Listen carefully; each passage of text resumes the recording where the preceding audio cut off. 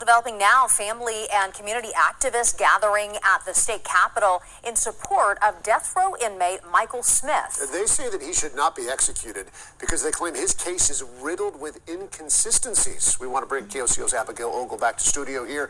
Abby, his family says that he's been railroaded from the beginning of this case. Right, so let's get to some of their claims. His family says the problems start with what they call a false confession and then witness manipulation, and they even point to ineffective counsel.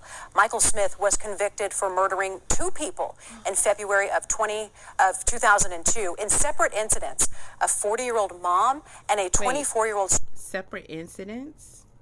Hey, man. Yes, listen. Y'all hit that like button, okay? Subscribe if you haven't subscribed. Make sure you click that notification bell. Make sure you share this video out. I just saw this. This guy is supposed to be executed today. It's kind of late, so I don't know what happened, but I guess we're going to find out together. Because I'm like, oh my God, no.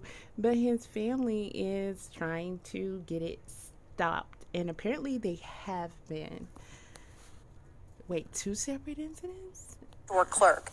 Today, the family held a media conference at the state capitol to bring awareness to his case. They say investigators led witnesses to point the finger at Michael. The confession doesn't match the crime scene. So they took the witnesses and had them to speak and say things to match his confession, which is against the law and is a crime. The family says Michael made his confession while on drugs. They also say not only are they advocating for him, but for everyone they say deserves their fair shake at due process. It's just a lot of things going on in this case that's being unheard of and being overlooked. And we're here today to see. Hey, man, I see a lot of hurt in his face. I don't know, again, anything about this case, but don't do drugs. You never know what's going to happen to you as a result of you doing drugs, man. Don't do it. Justice. We're here today to let everyone know that no matter your race, color, creed, innocent or guilty, you're still due constitutional right. You're still eligible for due process. Everybody needs to know that our justice system is corrupt. Michael Smith is the next inmate up to be executed here in our state in about a month. He has a clemency hearing in front of the Pardon and Parole Board this Wednesday. Heard from an emotional Michael Smith himself who says he didn't do it. We also heard family members of Smith's victims pushing to make sure this execution happens. Oh boy. Send my deepest apologies and deepest sorrows for the family. In a hearing Wednesday, the Pardon and Parole Board heard from Michael Dewayne Smith before ultimately deciding to not recommend clemency. Clemency is denied. I didn't commit these crimes. I didn't kill these people. I was house drugged. Oh, wow. Smith has been in jail for 22 years for the murders of 2 people in 2002. A store clerk, Sharath Pularu, and Jeanette Moore, who also went by Nisi. With heavy and hurting hearts, it goes without saying, Nisi was a pillar within our family. She was the glue that kept us together. She was the joy that made our lights shine. Smith confessed to the murders back in 2002, but his attorney argued he wasn't in his right mind and that he is intellectually disabled. A spokesperson for the victim's family pleading with the Pardon and Parole Board today to recommending moving forward with the execution. Sheriff was a loving son, brother, and uncle. He was the life of our family. We are a very close family, and his sudden death in such a violent manner has affected our family's lives every day since. So do y'all know anything about this case? Let me know. What do you know? Because it's sad. 2 people lost their lives, and apparently one will or has. So he has an intellectual disability is what they're saying. Why is he... Oh gosh, why is he doing drugs? Like, Okay, so if you are doing, was he high? Is he saying he was high at the time of the confession, or he was high when he allegedly did it, and it's two separate incidences? I just saw. I don't know, man. This is. In a statement, the Attorney General Gentner Drummond said he's pleased with the board's decision and justice will finally be served for the family's tragic loss. Smith is set to be executed on April 4th. So how many of y'all tired of these ads that keep popping up with the same dude talking about y'all being scammed? These people coming on here telling you they gonna give you some money or whatnot while he's doing the exact same thing. Like, it's so annoying. Like, can they stop? But you can see the channel name here. I'm not gonna repeat it. And apparently they're giving a little brief of what allegedly happened. This is the Death Row and Executions channel. Here is your host, Paco Rivera. Welcome back to the Death Row and Executions channel. I'm Paco Rivera. You can also follow me on Facebook for updates and more Death Row news. There will be a link to my Facebook in the description below. Also, a reminder that between next... Hey, I'm going to have to follow this channel. I bet you he has some interesting content. executions, if you're interested in other true crime stories, I'd like to invite you to have a look at my other channel here on YouTube called The Maximum Sentence. I will also leave a link for that channel. In the year 2002, Michael Smith was 19 years old, and he was a gang member of the Oak Grove Posse, a subdivision of the Crips gang that operates in Oklahoma City. According to prosecutors, Smith was seeking revenge for the death of a fellow gang member and the arrests of 2 other gang members.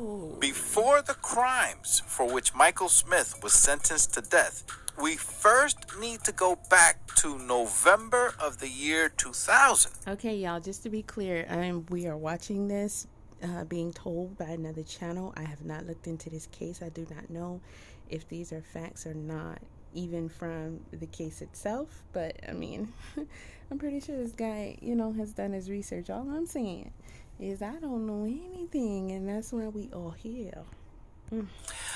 A gang member named Teron Armstrong and 2 other members of the gang attempted to rob Trans Food Mart in Oklahoma City. The store owner shot and killed Teron Armstrong during the robbery. The other 2 men fled from the scene. Michael Smith was not involved in that robbery, but he had close personal ties, a close connection to the gang member that was killed.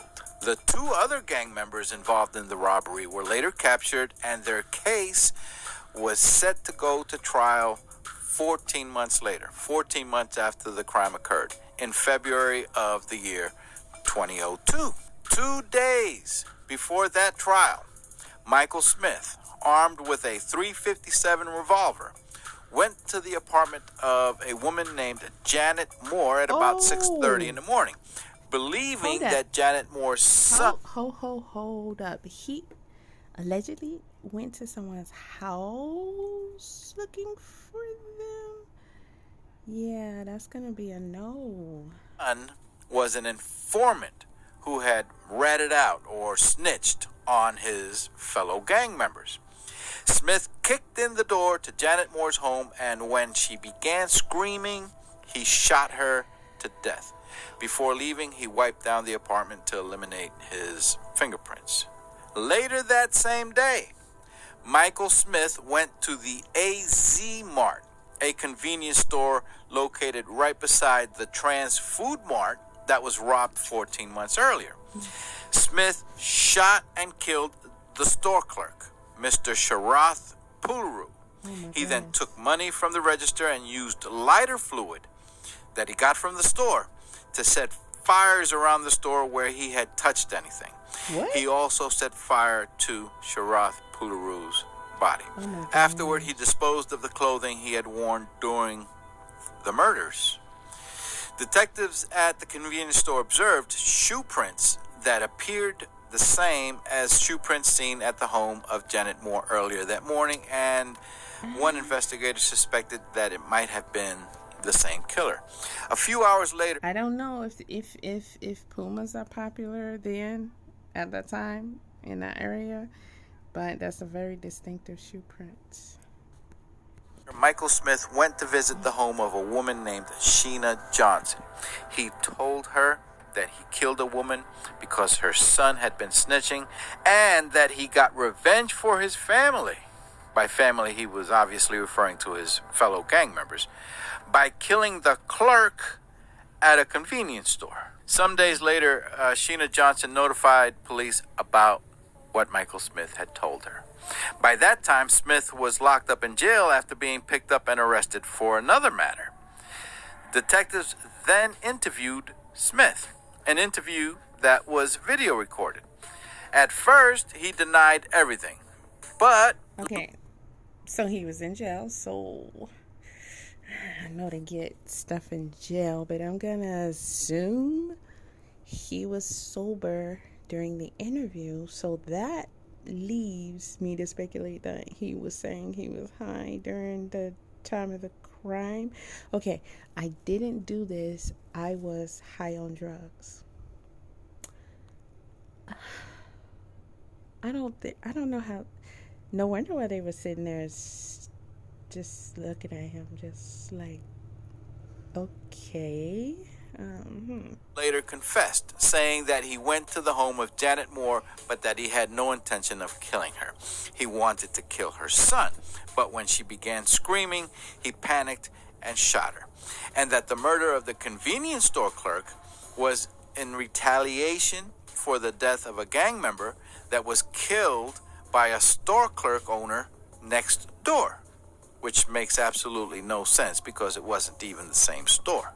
In court, evidence was presented in defense of Michael Smith that he was heavily addicted to the hallucinogenic drug PCP and was under the influence of PCP when he committed the murders. Michael Dewayne Smith is scheduled to be put to death by the state of Oklahoma on April 4th. In a post that I found on Twitter, a man saying that he was Smith's brother tweeted a reply to Kim Kardashian, who currently has 75 million followers. Yes. Oh, this reminds me. I'll be back. Side note, Kim Kardashian and death row inmates. Ooh, I got a story lined up. He posted a reply to Kim Kardashian's post about a trip with her daughters. My brother, Michael Dewayne Smith, is on death row since 2002. Well, hold on. He was a kid. No, sir. No, sir. You're not going to post. Kim Kardashian is. You can find 1 billion posts. Not one of her and her daughters. Any of the children, but come on. Come on. Wow. He got sentenced to death in Oklahoma. Is there any way you can help him and my family? He was on PCP at the time the case was brought on him. Please help us. I'm not so sure Kim Kardashian is really keeping up with what's going on death row. Last month, Oh, she yeah. posted... Yeah. Oh, she is. She is. Wow. So 2021 is when he posted that, and his brother been locked up since 2002, and y'all haven't managed to. I mean, this is quite distinctive. You know what I mean? Going to someone's house, kicking in the door, blah, blah, blah, then going to the store, and it's supposed to be in retaliation for a fellow family member who was, something happened. It kind of, what did they get wrong again? I don't know. The wrong picture of Ivan Cantu on her Twitter trying to stop his execution in Texas. And the New York City man whose picture she used was not happy about it. She has since taken it down and replaced her post with an old blurry picture of Ivan Cantu, who was executed anyway last month. I posted updates about that execution on my Facebook. Okay, so I'm going to have to follow this guy so I can find out what that situation was about, because I'm interested in knowing if, based upon what's, made available to us, if this guy actually was, that was a rightful conviction. I'm not here to say whether execution should or should not happen. Because, I could say that, but, you would feel differently if, the person did something to your family member. So I don't really have nothing to say about that. But I know a lot of people are opposed to it no matter what the person allegedly did. What I can say is that they do get it wrong sometimes. We hear all kind of stories about people who get released years later after being wrongfully convicted. Yes. I think based on that, I could see there being an argument against it. But, hey. However, we're going to talk more about Kim and her diddling in these type of situations on another video. Have a look. We haven't heard from Kim Kardashian on this case regarding Michael Dewayne Smith. So it's safe to say that out of her 7... Is it just me, or is it weird for her hair to look wet? Did you just get out of the shower? Are you at the pool? None of the above applies. So why does your hair look wet? To me, that's weird. But I don't know. 25 million followers. She probably didn't sort through all her replies to her family vacation photos to see Smith's brothers post. Family vacation. Who knows? Photos. Maybe crazy. Kim Kardashian will see this video and get involved in this case. And let's see whose picture she ends up posting on her social media account. Michael Smith is scheduled for a clemency hearing on March 6th. At the time that this video is being made, that date hasn't arrived yet. But I will post an update on the clemency hearing on my Facebook.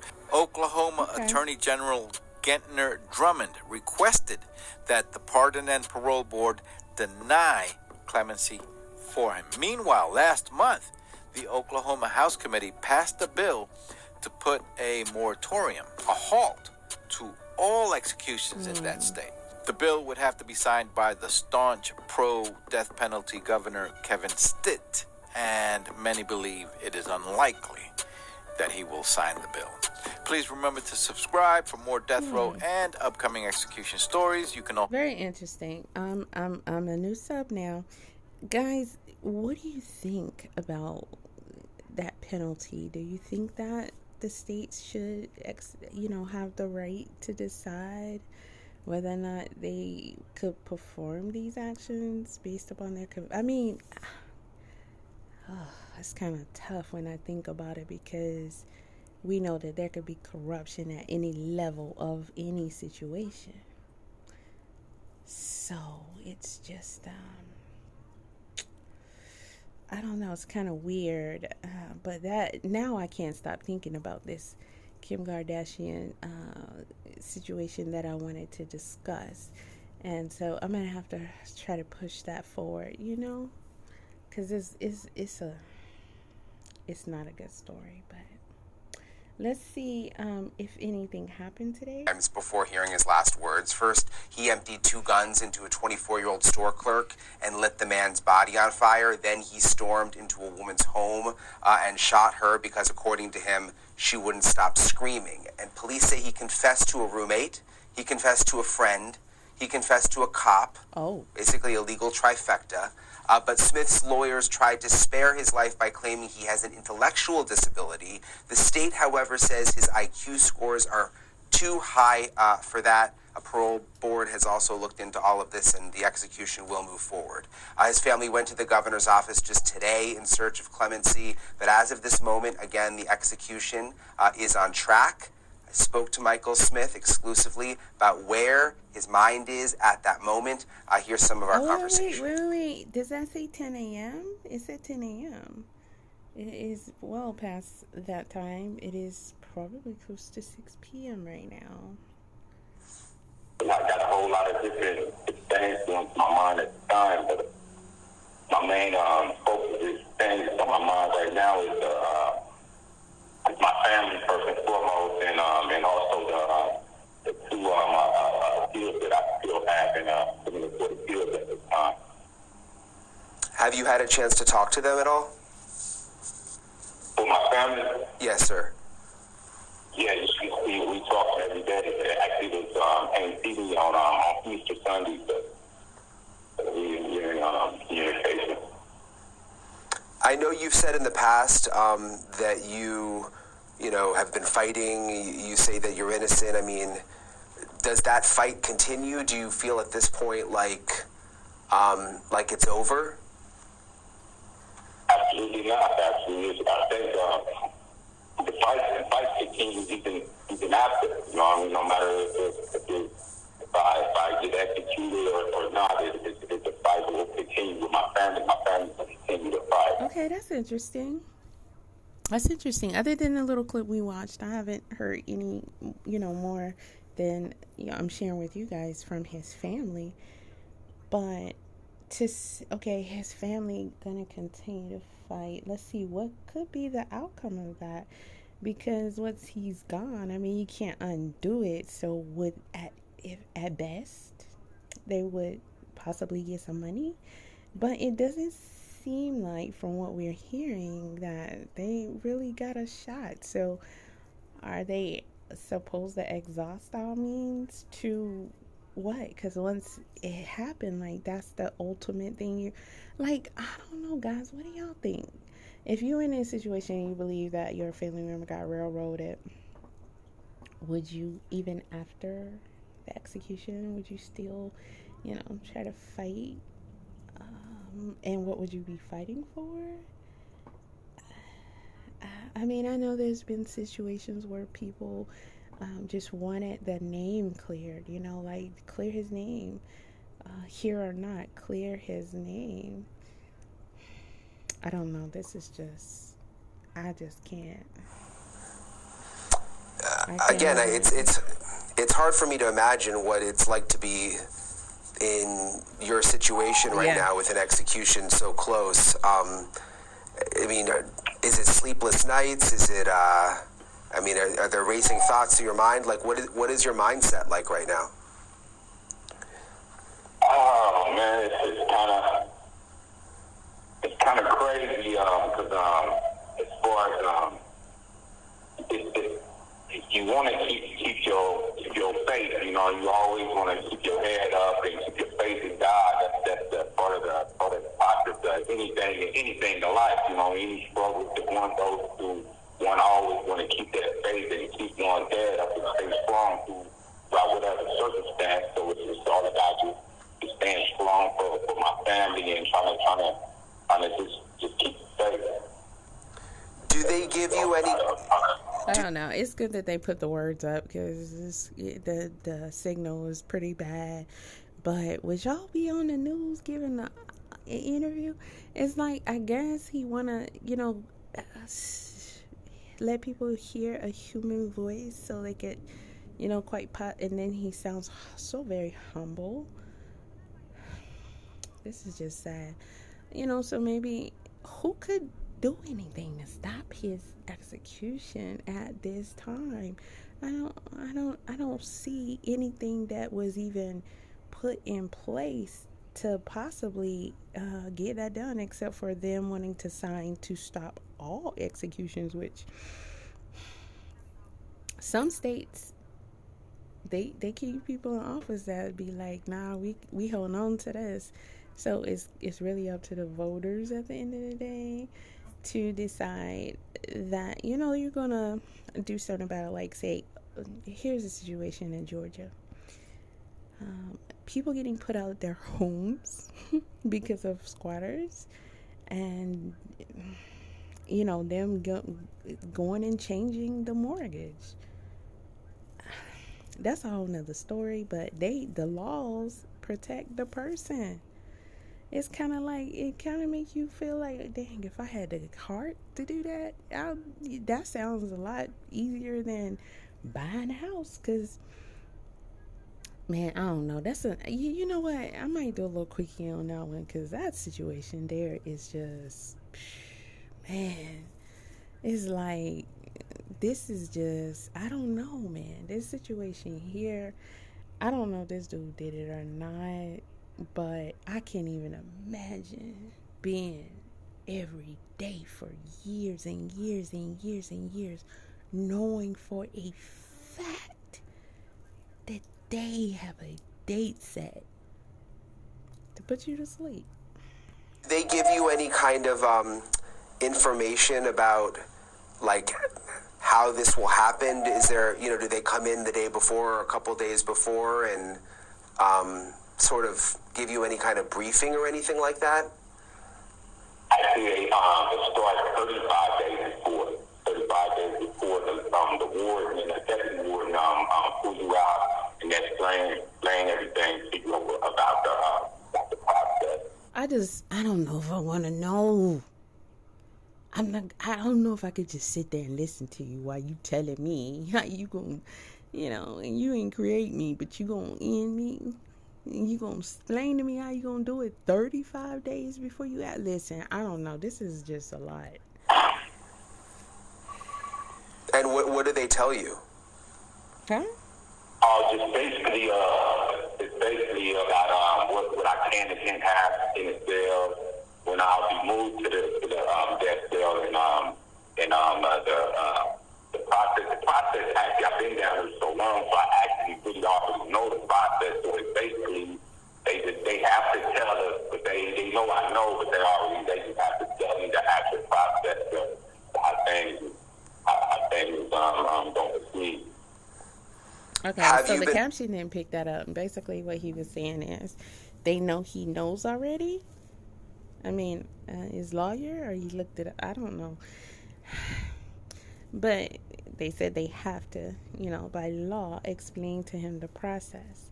I don't know. Would y'all want to know? I'd be like, I have a right to, I want a lawyer, because, I don't want to sit there and know every second of what you're about to do. I just can't. Praying much? Oh yeah, I pray every day, man. Pray every day.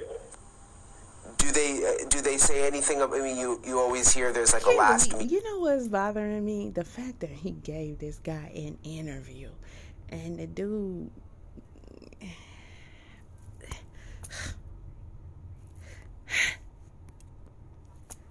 I mean, you giving him exclusives, man. You telling him this dude got the interview a death row inmate hours before his execution, and asked all these intimate questions that people would want to know, and he clearly ain't on your side.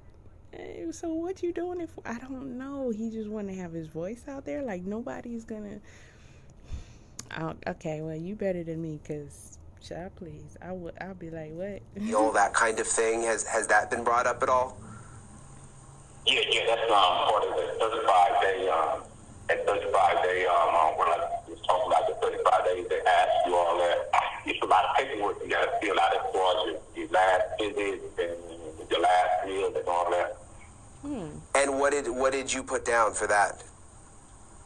Actually, I'm not having a last meal, actually. Really? What's the reason? Y'all, would you have a last meal? I don't know how long before they do it did they give it to you, because I can't. If I was to have a last meal, it would probably be a bunch of crazy stuff, right? And I have a slow digestive system, so I'm like a mono meal eater type. And then, I don't know what my body's gonna be doing. And the last thing I want is to be sitting there with my,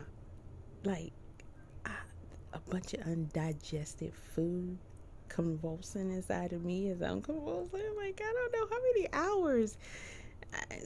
before. I think it's the morning of.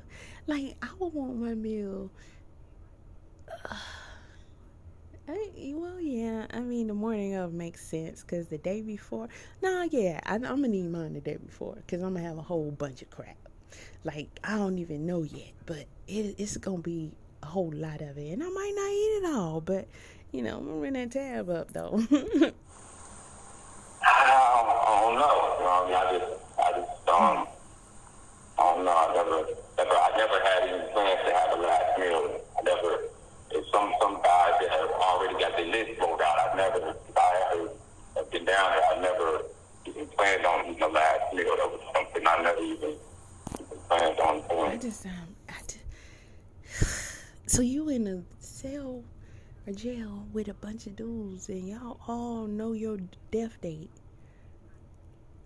which can be a privilege, I guess, if you out. You're like, okay, I got 3 more months, 2 days and 6 hours, for my demise. Here's what I'm gonna do. But you can't. So y'all sitting up there, man, listen, I'm gonna have some chicken and waffles, man. I'm gonna have a big old strawberry slushy or milkshake, and I'm gonna have candy bars. I'm gonna have some of that. I'm gonna tell them I want my grandma to bake me a famous carrot cake.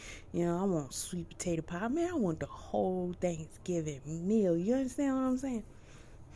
What do you say to people who will be listening to this who might think, that you're just trying to save your reputation before the execution, protect your family? That's what I'm thinking. That just think you're still not coming clean even now. The evidence, I have the evidence to prove everything that I ever said, everything that I ever stated. You have 1 minute left. The evidence in my case proves everything that I said. The statement isn't a lie. You know what I mean? The evidence proves that. Yeah, so we didn't have very much time to talk. You could hear there was a recording that came on. Yeah, okay, that's good. Thank you. But he said the evidence. So they weren't able to get, I guess, an appeal or a new trial with said evidence. So how good is the evidence? Because I know he filed an appeal. I know he quite possibly filed for a new trial if you... I don't know, but did he have a court-appointed lawyer? Because that's gonna, you know what I mean? Like, jeez, man. Okay, I don't want to sit up here and just be like trying to imagine this. So let's move on. I'm still trying to see, is it done or not? Hold on. They posted this 4 hours ago. It's like 5:30 p.m. It is 17:24. Okay, and I'm gonna put that 4 on it. Because if that was 4 hours ago and he was supposed to be executed at 10 o'clock, I don't know. Her hair is cute. I like that. That fits her. Yeah, okay. They did a good job to makeup too. It goes well with that shirt. All right, girl, you done took it back old school with it. All right. Points is live in studio now to break down Michael Smith's effort to stay alive. Jameson? Yeah, Shelby, Michael Smith was convicted of murdering 2 people back in 2002. According to the state, Smith went by the street name Hoover Killer, or HK. Through witness statements and his own confession, the state now calls him a ruthless killer. Now, Smith has spent more than 20 years on death row. He was convicted of murdering Janet Moore, a 40-year-old mother, and Sharath Pularu, a 24-year-old store clerk, in 2 separate events in February 2002. He was also convicted of second-degree murder in a separate killing, which he received another life sentence for. Now, back in March, Smith's legal team... I'm sorry. I was sipping my hibiscus tea. Can we just a little bit? Because I'm trying... She said he... Wait, hold on. Wait. It's live in studio now to break down Michael Smith's effort to stay alive. Jameson? Yeah, Shelby, Michael Smith was convicted of murdering 2 people back in 2002. According to the state, Smith went by the street name Hoover Killer, or HK. Through witness statements and his own confession, the state now calls him a ruthless killer.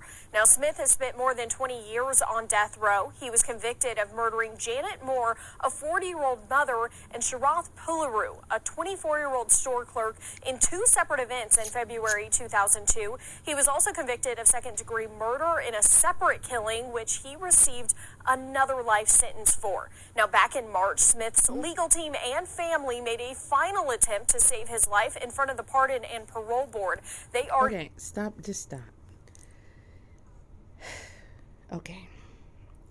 So his family is advocating for him. Okay.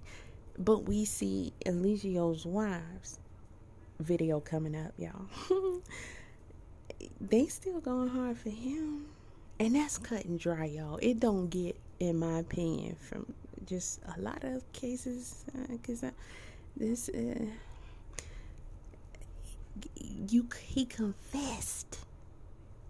Don't nothing else matter when homeboy confessed. When he told what happened, and I'm talking about Eligio Bishop, aka Nature Boy, his description of what happened is the description of what they classify as the actual charge that he was charged with. Okay, so it's clear and uncut. Just because she described it differently, this is a RAPE case, so it has a lot of different sensibilities, if you will, to it. Okay, it's a lot about understanding a victim and them even understanding that, hey, that was what he did. Some things can be looked at as morally wrong, but it is also legally wrong because they know what they doing, and you said no. Okay, so it's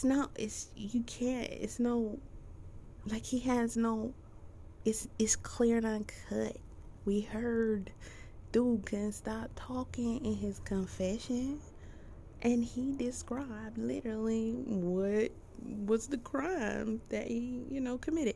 So, but they don't even have an understanding of the workings of the law, and we'll talk about that in my latest video, which is mind-blowing to me, right? Is that what's going on with this? Because listen, 2 convictions, which was in 2002, which I'm thinking that's the one that got him the penalty to go to sleep. And the other conviction was previous, and he had okay, they did say they talked to him in jail, so yeah, it sounds like he got the first conviction that gave him the life sentence when he was in jail, and while he was in jail, maybe that triggered his people to say, well, he locked up. I mean, he got homies though, but he locked up. Let me tell y'all what else he did. And they said, oh, okay, all right, we're not even gonna put no taxpayers, we don't play that in this state, and we not getting ready to carry you, bro. We just gonna go ahead and put that one-time down payment on it, and we gonna just not worry about this no more. Family, your boy was convicted already of doing the same thing. And that he was on the PC to the beat. Y'all really, oh man, I seen the hurt in his brother's face though. It's like, jeez, man, I don't know, but I'm gonna see if it happened or not, and I'm gonna keep it moving about my business because I'm not doing those type of things. I just was like, okay, this is interesting. So. That Smith is developmentally challenged with a tough childhood and young drug use. They also brought questions into the state's case on their use. Let me explain something to you. You want to be, listen, this is my opinion. I'm outside of the whatever the case or whatever. Okay, my mother, she was a long-term drug user. Okay, at the age of 12, when I was 12, she, took it upon herself and go get hooked on CRAC, K. I can't even begin, y'all. I can't even begin. I'm not even going to even try to give you a synopsis of what that has done and just what it turned her into. And, the suffering of many because of it. And it took a life, Like 20 years ago, she been gone 20 years. When I say that woman really to show me that I better not even, I don't care what the situation is, consider doing some kind of drug. When I tell you that situation got me looking at this world like, what is this and why am I even here? You know what I'm saying? But that was her journey. That was her body. Those were her decisions. I'm put here to have my own journey. She was supposed to be an important part of it, and she contributed. I can tell you that she contributed. But I don't think she contributed in the way that she was supposed to. Okay? Irreparable damages to lives. Yeah. But you know what? It's not on me. It's not on me to hold her till I leave here on that. It's not. It's not. The only thing I can do is just try to find reasons why things happen and lessons in the situation, and for some kind of I don't have the right to burn her at the stake as long as I'm here. That's not what I'm supposed to be doing with all that happened, right? It didn't happen. However, at the same time, baby girl, you made that choice to take that hit. You made that choice. And so did he. Okay? I don't have the right to ultimately convict her in the way that the creator can, because that's not my responsibility. That's not the rights I was given, right?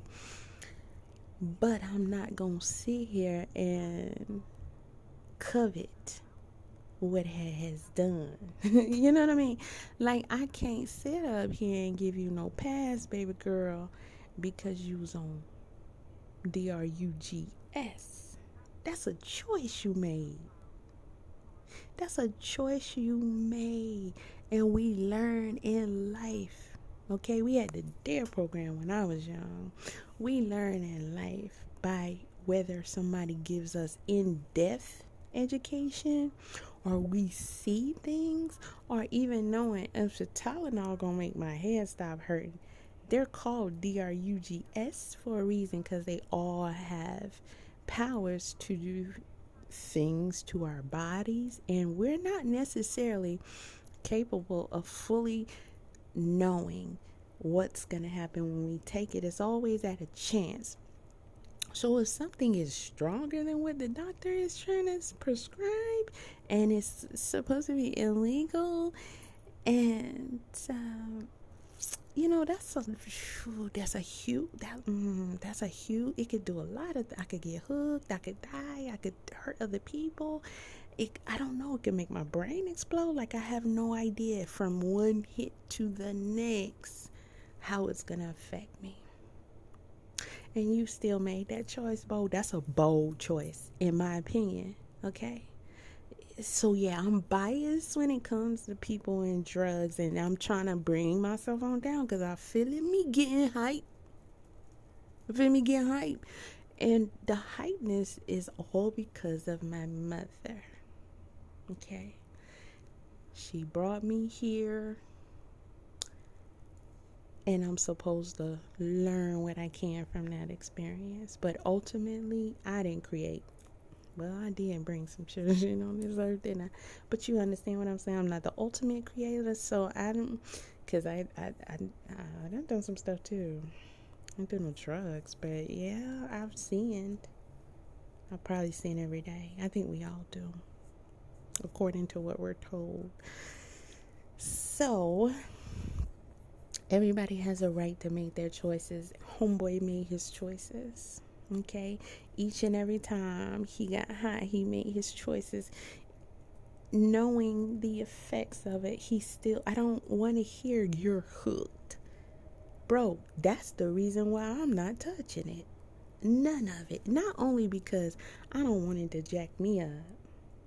The worst thing I want to be is around here, like paralyzed or incapacitated in a nursing home, or wheelchair, or just having insane medical problems because I've damaged myself, not knowing what this substance is doing to my body and my organs and my brain. But I don't want it to be the thing to take me out of here when I'm, I guess, doing it to try to escape what we all gotta go through, and that's life. And there are plenty of options. There are plenty of options to get from one minute to the next. I don't care if you like to work out, which I do. Okay, if you like to go out in nature, which I do. I don't care. You gotta fight that fight, boy. You gotta fight it from one second to the next. I don't care how bad it get. You have the obligation to tell yourself, now this I shouldn't do. I'm struggling, but this I should not do. What else can I do? What else can I do? Find you something to do to get you through that moment, and you figure it out from there. I don't know. I'm just saying, because I don't understand what would make somebody step here and say, yeah, I'm going to do this drug. You know what I'm saying? Bro, we not going to use that as no excuse around here. You made that freaking choice when a lot of us, every single day, you don't even know what we going through. But what we don't do, we don't make choices to get on something like CRACK or PCP. What? I'm going to be honest with y'all. If I sit here and I think about PCP, which is what they say he was on, and somebody be like, hey, man, we going to be out here, we going to be dancing, we going to be doing, and, you welcome to try it or whatever. Hey, man, it's a wild experience. It's chill. And I gotta ask myself, what do I know about this thing? Now, see, me, I'm the type of person I'll do, even if I was considering something, I do thorough research, even just to know if I want to hang out with these people. But I'm gonna do research, and I'm like, oh, this is what they can possibly do to me. Oh, including death. Or I can never be mentally okay again after this. Like, what good am I on this earth? Do you think I want to live like that and I'm out my dang on mind, bro? And can't come back from being out my mind, though? That brings me to another question. Was the dude mentally whatever because of him doing these drugs? I know I'm ranting right now, but I'm just saying, to sit up here and say I was on drugs because we heard the dude sit there and say, and to his family, y'all, I don't really know other than what I'm seeing. So I don't mean no disrespect. I know this is a tough time for y'all, but listen, bro.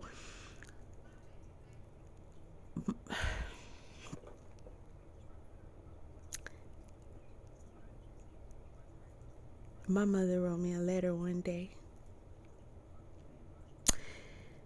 because I swear this woman ain't had no heart. She didn't care at all. She ain't got no F. She didn't care about nothing but getting high, right? Whatever you gotta do, okay? Whatever you destroy along your path. And one day she wrote me a letter, and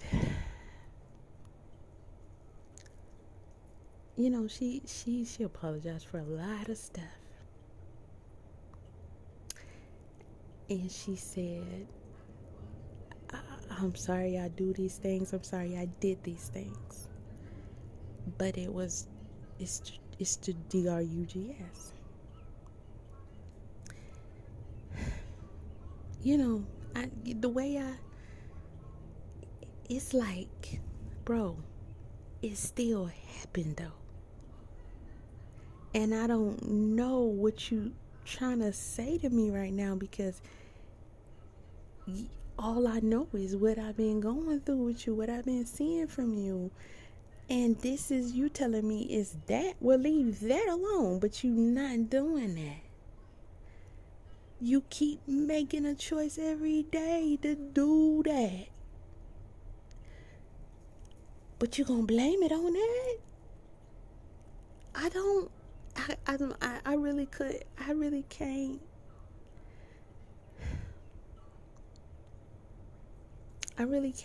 And to sit up here with your family member, with people, he's being held responsible for 3 lives being taken, and it could be more, based upon what we're hearing, that we don't that probably, you know. And this guy gonna say I was high, I didn't do it, I was high. Which one? The two don't go, bro. They actually kind of do go together. Because if you was high, PCP, you probably did do it, and you was already convicted of doing this to somebody else. And then y'all gonna put out, like, your cry is that he is mentally challenged, and he gave a whole interview on the doggone news channel. You know what I'm saying? Condolences to the families, who have all lost someone, apparently at the hands of someone who made bad choices in life, joining gangs, getting on drugs, man. And shout out to everybody who was once on drugs, and you ain't doing that no more. Whatever you did when you was doing it, apparently, you didn't take lives, hopefully, and you were able to pick up and move on from there with a sober mind and body, because these drugs out here are not something it's not easy to beat. It's not easy to beat. My own mother, stone cold Tony boy, I'm trying to tell you, it's not easy to beat. So shout out to y'all, because when I see people say they was on this and that and the third, and they ain't doing it no more. I know a guy that I met recently, a few years ago, and he be like telling me about his history, and he was doing all this and that, and then he just walking around here going to work and I was like, dang, he do look like he been, yeah.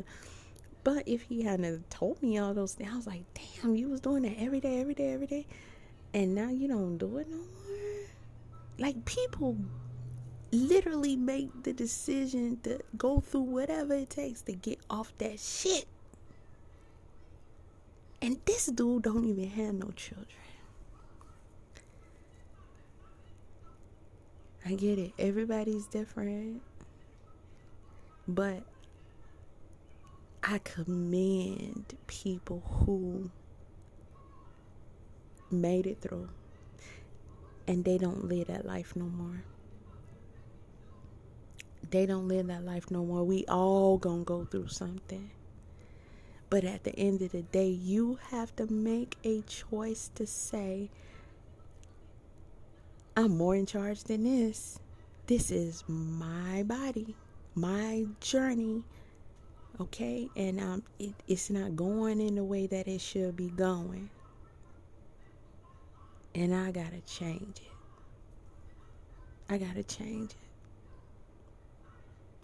To say he was high to say he got mental, handicaps when it was a lot unintelligible, and I do think it's partly him not knowing how to speak well, but it's also the connection wasn't good. But he gave a whole interview. He gave an exit interview on the news after telling people, well, he ain't quite right up in the head. So what? You're saying they were supposed to go to John him? Like give him a lengthy sentence instead of 3 bodies, bro? It's 3 people that aren't here anymore because of this guy, because he chose a gang life and because he chose to do drugs. I mean, according to him, we don't know outside of these factors what he have, but we know that they play a major part. So those are 2 things that you're not supposed to do. Okay, join a violent gang and do crazy drugs. And he chose that. He walked that path. I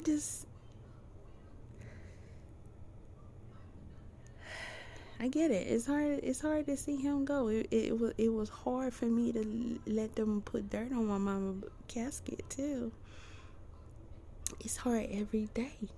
And that was 20 years ago that she passed. It was hard every freaking day in ways unimaginable to a lot of people.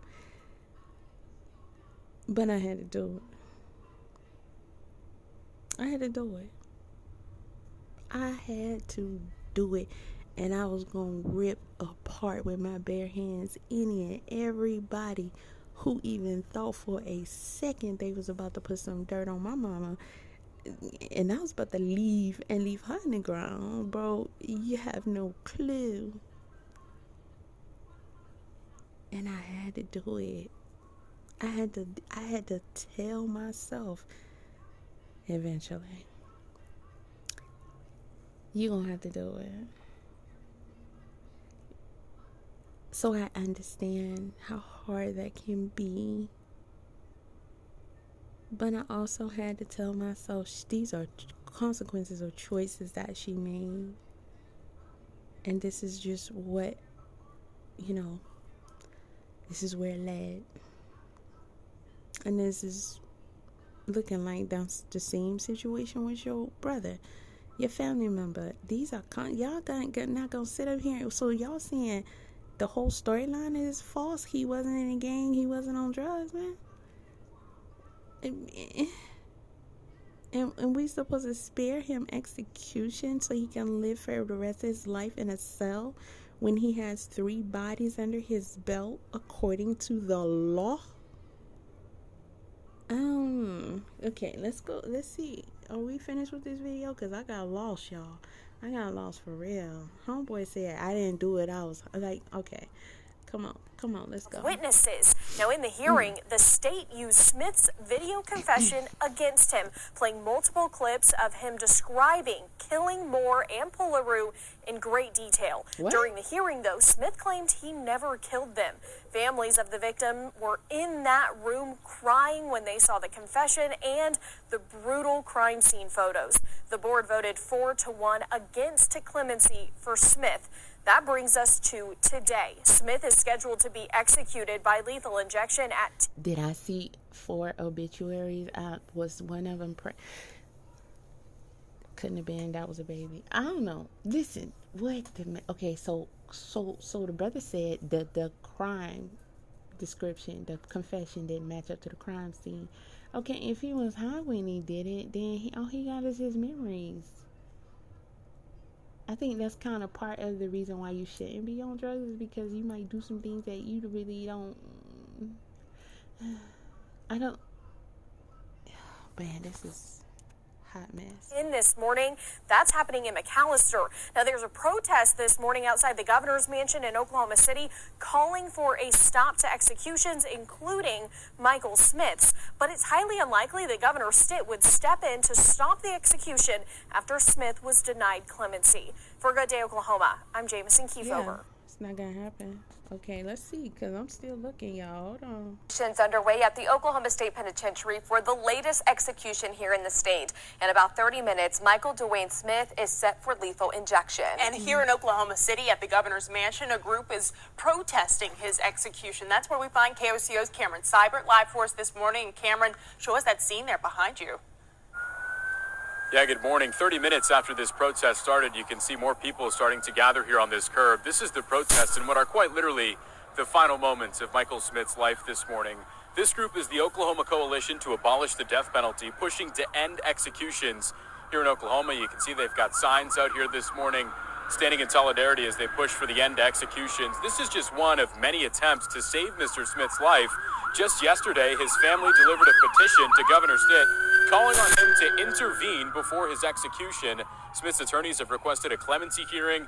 That was ultimately denied. And this morning, we've heard from some of these protesters. They say they just don't trust the current system set up in our state. And until we can work out all of these kinks in the system and we can come up with a way that's 100% foolproof, we shouldn't be killing anybody. Because just like my sign says, what if we got it wrong? What if a family member of yours was wrongly convicted and tried and executed, and then they find out later that they were innocent? You can never take that back. Hold on. In his final hour, she has a point there, and that's kind of hard to overlook. The only reason why I just don't really know what to say about it is because, like I said before, I know if it was my family member, I wouldn't even care. And unfortunately, I'm sure that's the case in a lot of cases. That family is not concerned about whether the person is truly innocent. Once they convict them of doing it, that's who, bro, you got to pay for that. We not going to even consider that. Oh, we got to look for somebody else. No, we got you on the hook for this. Somebody got to pay for this. And it's better they get you, and it's legal and all that, than for me to, put myself in a situation where I can't eat and I can't sleep because I'm thinking about you. Ooh. Whereas Michael Smith has shared a statement. He said, "My life is on the line. Despite new evidence, my attorney, Mark Henriksen, has informed my family that he will be filing no further appeals on my behalf. I'm releasing this statement to demand that Mr. Henriksen do his job and fight for my life." We'll take you back out live here right in front of the governor's mansion. This is what the protest looks like this morning. Close to a dozen people holding signs. The big banner there, "Don't kill for me, stop executions." We've talked to a few of these protesters so far this morning. We plan to talk to more of them, get their perspective. And again, just now. I can't pause him. So what's the law concerning that and the attorneys? I mean, do they have to fight to the very end? Because, it's never too late until it's done. And we've seen, I don't know, I think the movies at least, where they stop last minute or whatnot. So I'm pretty sure that has happened somewhere in real life before. But are the lawyers obligated to continue to fight until, it actually happens? Or is he saying you were just last month gotten a hearing and they were pretty sure that there was nothing to warrant them to stop your execution? So asking them again with the same stuff that we have already presented, I'm assuming. Wow, it'd be nice if we heard from the lawyer. I don't know if he's gonna give any interviews because ain't no telling what's really going on. So it might not be to his best benefit or anybody's best benefit if it is a shaky situation like the family is saying. But I mean, the woman who spoke here, man, she got it. She right on the money with it. They put somebody to sleep. So that's us trusting the justice system. And that's kind of scary in a way. Well, actually, no, I'm not going to. It is scary because we know that system can have all kind of twists and turns in it. And we know that they can also get it wrong. So, I mean, the the true moments of pause that I'm having is because I'm not going to sit up here and act like if it was my family member that I would be caring about saying, oh no, he say he innocent, because I'm not talking to him. We not friends. So if the state has done a trial and told me that, yeah, we sure this is the person with a conviction and a trial, why would I be listening to him, on some movie type stuff about some stuff that I would have to well, I'm going to consider what he's saying. I'm going to believe him, and then I'm going to help him and get exonerated for taking away my family member? Oh, baby. That's a hard stretch to go. I say stay out of trouble, although we know it can happen in other ways. But, hey, when you in a gang and you doing PCP, you kind of put yourself in a situation where you could be in a situation like this and like that. And I think they going to move along, baby. That's what I think. Less than 30 minutes until Mr. Smith will be executed by lethal injection at 10 a.m. this morning at the Oklahoma State Penitentiary. We're live in front of the governor's mansion this morning. Cameron Seibert, KOCO 5 News.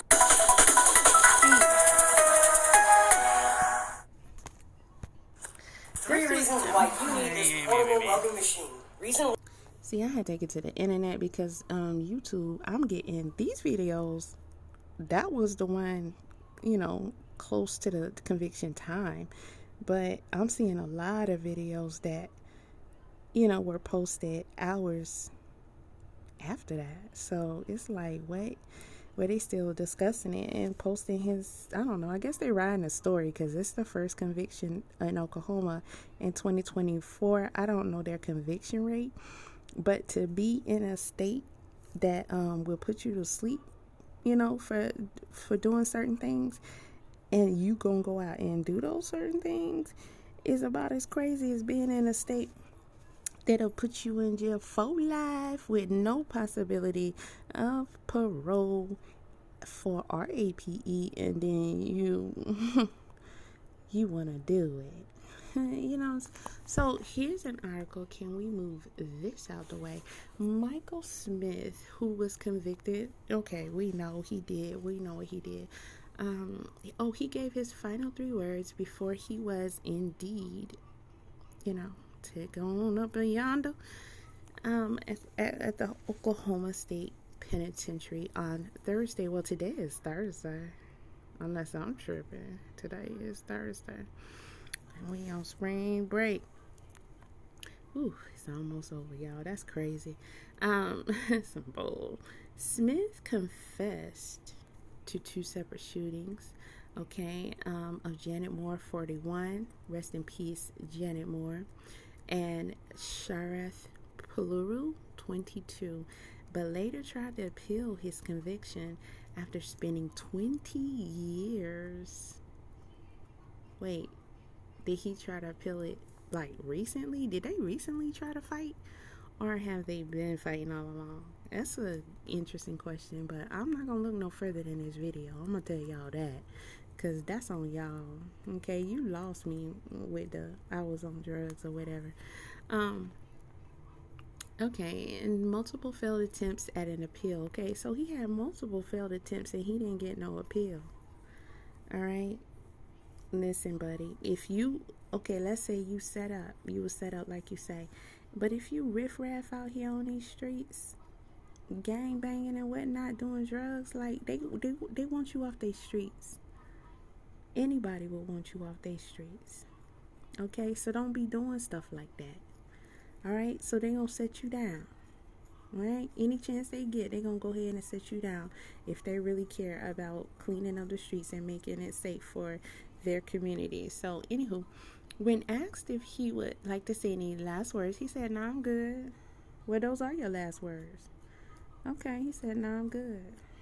Homeboy didn't eat. He didn't really want to have nothing to say, but he did his little interview. Okay, he did his little interview. I don't know. A part of me would like to think, because as he was doing it and he mentioned his children, a part of me was like, you know what? He probably did that for his children. And if he did, which I kind of think he did, I commend him for that. You know, because they're innocent in this, and you know, it may not change the way other adults think about him and what they might hear about him, but they get to keep that. You know, he sounded like a decent person. He sounded, you know, like he was humble and accepting to some degree, you know, of what, you know, his fate was. And, you know, he still was saying he didn't do it. Now, the only problem with that could be if, you know, they like, yeah, listen to my dad, he didn't do it, and they carry in that. But, you know, if they're meant to, whatever. All I'm saying is that'll be something that can be good for them and helpful for them. Because who knows how he was in their life before.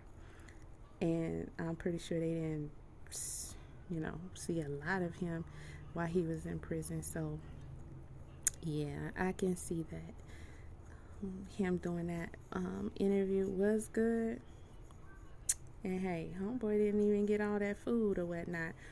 Okay, so y'all, I'm sorry, I'm multitasking. Smith death was the first execution in Oklahoma this year, and he was the 12th person to be executed since this. They resume executions, and guess what year, y'all? 2021. I wonder, who influenced that? I mean, 3 people? Yes, yeah, you passed your limit, bro. Okay, so there's the prison.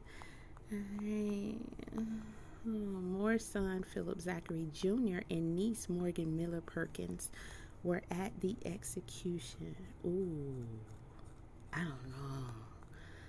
In a statement read by Oklahoma Attorney General Genter Drummond on the family's behalf, he said in part, justice has been served. Families of the victims, I guess. Janet and Sharath were, you know, simply because they were in the wrong place at the wrong time. That's insane. You know, nobody even had a clue that it was even, yeah, wow, okay. That's all. That's what that was all. I'm sorry, y'all. I am grateful that justice has been served, and Drummond said in his own statement. However, Smith said at a clemency hearing last month, I did not commit these crimes. I didn't kill these people. He claimed he was high on drugs and added, I don't even remember getting arrested. Honey, if you don't remember getting arrested, it's PCP. If you don't even remember getting arrested, you probably don't remember that you did all that. See, when you was talking and you were allegedly high, no, because his confession was while he was already in prison, so that he wasn't on PCP then. But at the time he was arrested because he, you know, eliminated somebody else. So you don't remember getting arrested. So you was out here, a zombie in the streets, you know, a danger, a threat. You know, how is somebody ever supposed to feel sorry for and want to see clemency for somebody who is, you know, with this described history? And for him to say, I was high, I don't even remember getting arrested. You know how you gotta be?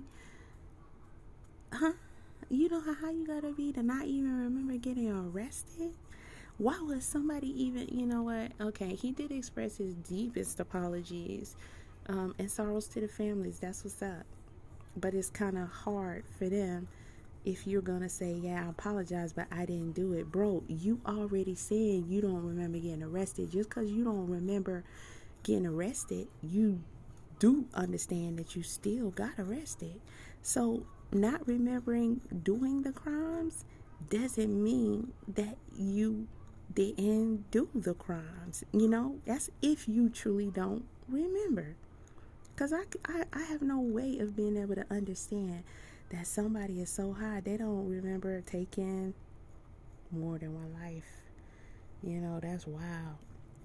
So, bro, it's just it's kind of insulting, it sounds like. That's where I'm going with this. That's what I'm getting out of this. I'm getting, you and your family, unfortunately, I understand this is insanely hard for them, but it doesn't excuse. Listen, let me tell y'all something. Just because these people don't want to see their family member die, that doesn't excuse them for actually spitting in everybody's face, mainly the families of the people whose lives was taken, by sitting up here acting like, you gonna keep saying this dude did not do it. I mean, come on now.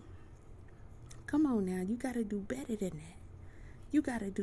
that. Sometimes we gotta be, responsible, and hold people accountable no matter how much it hurts. Let me tell you something.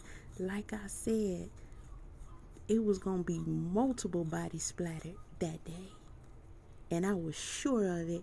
And if y'all put one sprinkle of dirt on my mama casket, and I told everybody that, and I meant it, boy. Let me tell you something. I did never want to unmean something so much in my life yet.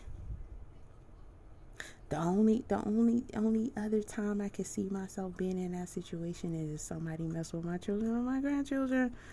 And we hope that day don't come, because I'm not going to unmean nothing. I'm sorry. You got to pass that one time, because you know why? Bro, she literally is not in that body no more. And she put herself there. They didn't put her there. They just got to do what they got to do. Including the people calling themselves trying to tell me don't do it and all this other kind of stuff, because they was about to be the first ones. Like, you better go somewhere and sit down. Okay? I was about to set it off. All right? With no problems, baby. I'm talking about 0 problems. So I understand. But we have a responsibility to hold people responsible and accept what is. Okay, you still have a responsibility to do your part. I could have went ham that day and proudly took my consequences, but you know what? Later on, even if years down the road, I'd be sitting there saying like, dang, look what I did. And that's if I was still living, because the way I was wilding out, yeah, they would have had to take me up out of here. But let's say in the afterlife, I would have been like, bro, you did all this. Why? Those were her. The same reason I was wilding out the whole time. You know what I'm saying? Because, boy, let me tell you, we not even gonna get into that. All I'm saying to y'all is, bro, I understand. In my own way, I understand. But you got 3 people who have families here that don't have their loved ones anymore, and your family member is being held responsible. Okay, somebody who was out here gang banging and on drugs, he himself admits that he was high, and he doesn't even remember getting arrested. Gosh, don't be like that. So the Oklahoma Pardon and Parole Board denied Smith the clemency in a vote 4-1. According to prosecutors, Smith confessed to the police and 2 other people about his role. Okay, in the, they said he was a gang member, and he, eliminated more because he was looking for her son, who he mistakenly thought had told the cops about his whereabouts.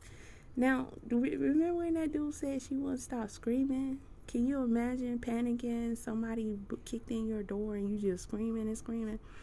And imagine him high and like, shut up, just shut up. It's like, dude, it's not her fault that you came there the way you did, or at all. Prosecutors said after Smith eliminated Moore, he went to Poolaroo, a store clerk that Smith believed had disrespected his gang during a newspaper interview. Wow. So he gave his opinion of what took place when it could easily have happened to him. And you think you're supposed to execute him because you high? Don't do drugs, people. Drummond said Smith, a member of the Oak Grove Posse Curve Village Crips gang, was on the run for a separate execution at the time of the murders, which put him amongst the 10% of death row inmates who have committed this act multiple times. Wow, that is crazy. Multiple times.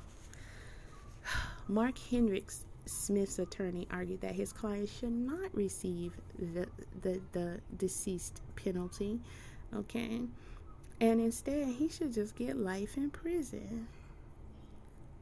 I mean, he argued that on his behalf, and we understand. He claimed that Smith was in a drug-induced haze when he confessed to the police. That key parts of his confession aren't supported by facts. I don't know. Is the attorney saying that, or was he a private attorney? I mean, if the attorney is saying it, then it must be a claim that he can validly make, right? So how would this scenario play out? Okay, how would this? I don't take back nothing I said. How would this scenario? You shouldn't be on drugs. You shouldn't be gangbanging. So the cops pick you up and be like, "Hey man, we know you did this. We don't know what kind of tactics, because I ain't never been in no interrogation." Okay, so we know they can use all kind of tactics. So they pick him up and they be like, "Hey son, we know you did the blah blah blah to this woman, and you did blah blah blah to this man." He's like, yeah, man, yeah, because he doesn't even understand what's happening. And they say, "Tell us how you did it." They probably said, "Tell us how you did it, we'll let you go." And he was like, "Oh, y'all gonna let me go? Okay," because he high, right? And then he just starts explaining what happened. It sounded like they played his confession in court.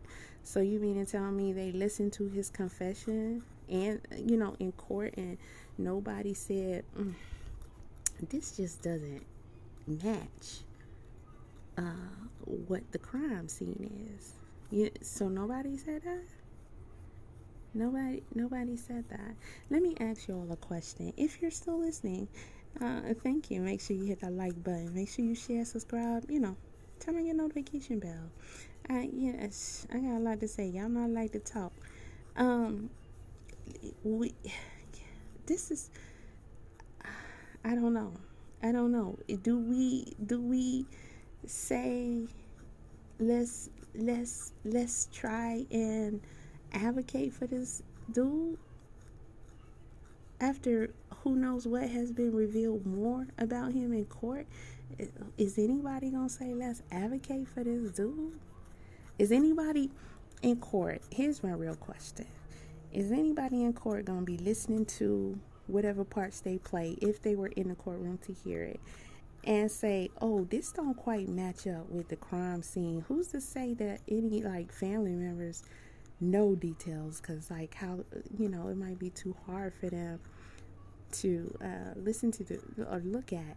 So who's gonna sit up there and really say, "Yeah, we hear what he's saying"? But is this the full confession tape? Because, a lot of times in court, they don't play the full.